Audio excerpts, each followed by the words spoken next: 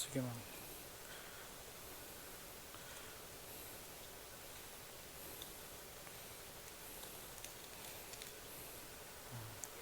Thank you ma'am. God bless. Ayan. Galing Cavite si ma'am. Imos Cavite. Dito sa, dinala ko dito sa Wakwak Road, Mandaluyong. Yung fare ni ma'am is 536. Binigyan niya ako ng 1, 2, 3, 4, 5. 550. So kanina kasi napunta ako ng Imos kasi nakakuha ako ng mas pasahero galing Pasig. Pasahero naman natin, medyo na tempo tayo ngayon. Complete ko na screenshot ko muna.